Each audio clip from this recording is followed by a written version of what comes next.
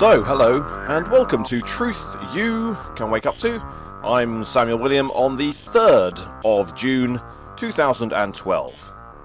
So, I just wanted to let you know that I am watching you. I am watching you. I watch you 24 hours a day. I watch you on the toilet. I watch you when you're undressing. I watch you. I actually watch inside your body. I've got cameras on the inside of your body that are watching the way that your organs move as you live. Of course, disclaimer, that what I just said was not true. I was crossing the boundary line. Now, I've experienced just in the last week or so having very, very infuriating conversations with people who seem to be in favour of CCTV or mass surveillance. So, of course, this is a complex issue. Lots of people are in favour of surveillance. A lot of people aren't in favour of surveillance.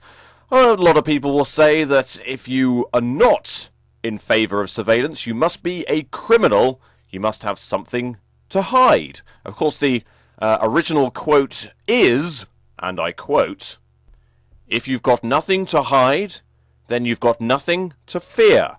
Now, people always use that little saying when defending surveillance. They say, well, I've got nothing to hide, so I've got nothing to worry about. Well, that quote, if you've got nothing to hide, you've got nothing to fear, is the favourite quote of dictators. People who basically will force you to do something, and if you don't do it or you badmouth them, you're going to be disappeared, or you're going to be beheaded, or they're going to chop off one of your arms, or, in very brutal dictatorships, they say, if you hide stuff, you've got something to fear. Now, is that really the way that we want to run things? Is that the way we want to feel when we're in life? I've got nothing to hide, therefore I've got nothing to fear. Well, are you sure you don't have anything to hide? Surely this is the reason you wear underpants. This is the reason that you don't just write your long debit card number across your forehead and your expiry date sort of on the tip of your nose, and you don't sort of wander around pointing it at people and going, look, here's my special numbers from my credit card. No, we don't do that. We hide that information. It's called secrecy, it's called privacy, it's called something that we need to function properly in society.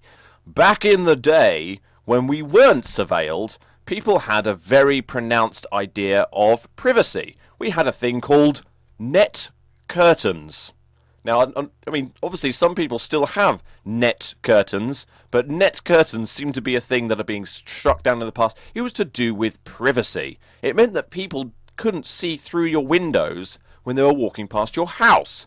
Now, I cannot tell you the amount of houses I walk past, and people just have their windows open, and they're sitting there slumped in the sofa, watching a flickering screen, surrounded by empty cardboard boxes that used to be filled with pizza and... Ugh! And I just cannot tell you how weird that is to just be so open about your sort of relaxation time. I mean, we all slump every now and again, but surely we shouldn't slump on show. I mean, it's easy to sort of, it's easy to blame things like Facebook. Obviously, Facebook, a lot of people will say, is an intelligence, maybe MI5, MI6, CIA, Mossad, who knows, some kind of idea that was brought about so that people spontaneously gave up their information. And of course, human beings, I always think, a little bit like pigeons. Pigeons are the only bird to be proven to be superstitious. They have superstition. They are very habitual. They get into a routine. They get stuck in a rut. And that's either a good rut or it's a bready rut or it's a not bready rut. That's how pigeons get stuck in. So they either prosper or they dwindle, get grimy, and die. I mean, if anyone's ever seen a Soho pigeon, if you've never seen a Soho pigeon, go to sort of the edge of Chinatown. You will see a Soho pigeon. It is a grimy thing that has been in like the bins with lots of oil and been rooting around, and no doubt a Soho pigeon, its life expectancy is about a week and a half. Now, on the other hand, you've got a Hyde Park, you've got a Kensington Gardens pigeon that lives in the countryside, lives on warmed Italian breads that are sprinkled by the aristocracy. Serious tangent. He's gone on a pigeon-y kind of tangent. But humans are very habitual. That's where I was going, like a pigeon. What they do is that they get stuck in a rut. They get stuck in a certain method of behavior. And with Facebook, that is how it really, really is helping the intelligence community, i.e. the Metropolitan Police, just the sort of police intelligence services, MI5, which is essentially just like an arm of the police nowadays. We are helping them with how regularly we photograph everything we do. Now, surveillance, we've decided to digitize everything. We are digitizing and recording everything that happens in the physical realm. Of course, you cannot experience that physically, everything all at once. You would be called a god. So essentially what you've got going on in the surveillance world is that there's some entity, which is essentially just a group of individuals who are in the intelligence services. They're maybe part of a security team. We're not really allowed to know who they are for security reasons, but they have access to knowledge that is godlike. It's like a digital god. That is essentially, I think, why so many people worship surveillance. It comes with a promise of protection, as if you are being protected by some all-seeing, all-powerful entity like a digital god. But, of course, it's an empty promise. As we all know, surveillance doesn't actually stop crime. Now, what surveillance does is it records crime as it happens.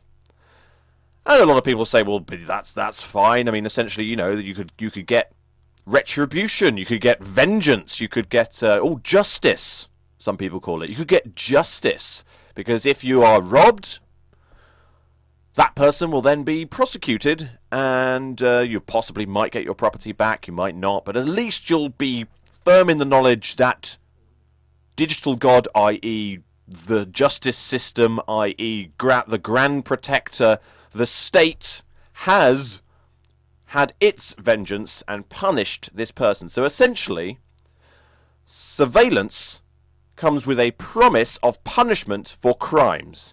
So a higher order will punish anybody who does anything against the prevailing order. Whenever you try and logically analyze the psychology that's going on with surveillance, the arguments always seem like a religious argument. It's about power, control, faith, like an Old Testament type of retribution. It's about violence. And I think that's my problem with surveillance, because each camera is a promise of violence if you step outside what is established by this prevailing order, or different enough to warrant correction. So essentially what is pointing at you when a camera is pointing at you is not a camera. It is a weapon. It's a gun. It's a promise of violent retribution. Of course, a lot of people actually will be anti-CCTV, anti-surveillance, because they say it's an excuse to not put a bobby on the beat. They say actually that a bobby on the beat stops a lot more crime, because people see the bobby, they don't even do the crime. And the CCTV is a sort of dissuading people from doing crime because they might be caught afterwards. And therefore, they put up a CCTV camera, they put up a surveillance camera, because it's an excuse not to put a policeman there on that corner or in that area or whatever. Well, yes, that's a good argument, but there's one crucial difference that I will sort of mention, which is this. When a policeman is there in person, the crime doesn't happen. Nobody is going to go up and mug someone when there's a policeman standing there, which means no crime happens. Which is, I would say, possibly preferable to the crime actually happening and just being recorded. But the importance of this point is that when there's a CCTV camera, it doesn't stop the crime. It turns the crime into a monetizable event. It means that the courts, along with their sort of facial recognition or just identification through CCTV, it means the courts can monetize crime. So, if anything, and this is the overriding criticism of the police as they're run now anyway, in that they are a corporate entity, a corporate company run for profit, which is why they, instead of wanting to sort of arrest people and cart them around, transport them around, put them in a cell and all this kind of stuff, and then release them without charge, which is what happens, generally they'll try and convince people that instead of being arrested, they should accept a financial penalty, a fixed fine notice or whatever, because they just want the money. Now, I think that's the prevailing thing here. These CCTVs, these are money-making, revenue-collecting, crime monetization devices that are never, ever going to stop crime. They're just going to make money from crime. In actual fact, a CCTV camera, a surveillance camera, is almost a promise that crime will happen, because it's there to capture that crime. You could say that a CCTV camera or a surveillance camera is no use in a place where there's never any crime. Well, analyze the word use in that sentence, and you'll see that the only use is to monetize the crime. In no way is the way that I'm talking now going to finalize any of the logic and any of the arguments around here. I just use this as an avenue of discussion, realization that surveillance is bad. So thank you very much for listening. Please subscribe to my YouTube channel, 800 and something now. I'm getting so close to 1,000, I'm going to wet myself. And for all the regular people that send me information, thank you very, very much, and do keep in touch. I'm more than happy to accept, read through, watch any of the videos you send me. I'm more than happy to do that. In fact, it saves me a lot of time if people can actually help me by sending me information. So please do. You can do it through YouTube. You can go on my blog, of course, leave comments and stuff like that. But anyway, I've been Samuel William, and this has been Truth You Can Wake Up To.